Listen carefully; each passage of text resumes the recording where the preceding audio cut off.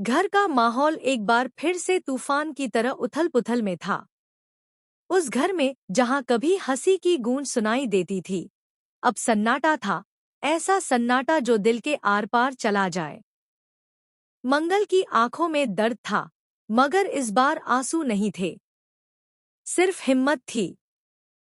सबके सामने अक्षत खड़ा था, चेहरा गुस्से और हिम्मत से लाल। उसने अब और चुप रहने से इनकार कर दिया था। अब बहुत हो गया, अक्षत की आवाज गूंज उठी।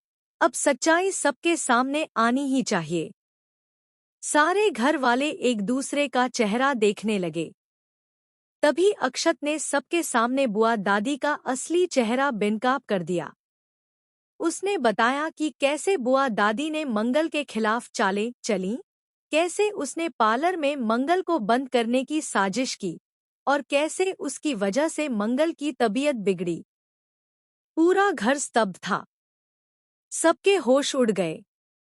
बुआ दादी के चेहरे पर शिकन आई, लेकिन वह भी कोई आम खिलाड़ी नहीं थी। वह झट से खुद को मासूम दिखाने लगी। आंखों में आंसू, आवाज में कंपी। मैंने तो सिर्फ मंगल की भलाई चाही थी। उसकी मासूमियत का नकाब कुछ पल के लिए काम कर गया, मगर मंगल के भीतर की आग अब शांत नहीं हो सकती थी। मेरे बच्चों को, मेरी इज्जत को, मेरे जीवन को खेल बना दिया आपने। मंगल की आवाज कांपी नहीं, वह बिजली की तरह गरजी। तभी कपिल वहां आया। सबको लगा अब शायद वह मंगल का साथ देगा, लेकिन जो हुआ उसने सबको अंदर तक हिला दिया। कपिल बोला, मंगल, अगर तुम मुझसे शादी कर रही हो तो तुम्हारे बच्चे मेरे साथ नहीं रहेंगे। उन्हें तुम्हारे पास नहीं रहना चाहिए। यह सुनते ही मंगल जैसे पत्थर की हो गई। कुछ पल के लिए कमरे में सन्नाटा छा गया। सबकी निगाहें मंगल पर टिक गईं। मंगल ने कांपती आवाज में पूछा, क्या कहा तुमने, कपिल? कपिल ठंडे चेहरे से बोला, तुम्हारे बच्चे मेरे नहीं हैं। मैं नहीं चाहता कि वो हमारे साथ रहें। अगर शादी करनी है तो ये शर्त माननी होगी।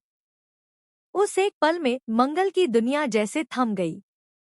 वो कपिल की आंखों में झांकती रही, मानो किसी और को तलाश रही हो। वो कपिल जिसने कभी कहा था कि वह उसके बच्चों को अपने बच्चों की तरह अपनाएगा। लेकिन अब सब झूठ था। मंगल का दिल चूर चूर हो गया, मगर उसकी आत्मा ने जवाब दिया, बस, अब बहुत हो गया।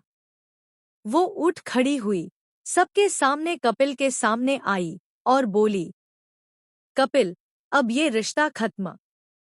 मैं तुमसे शादी नहीं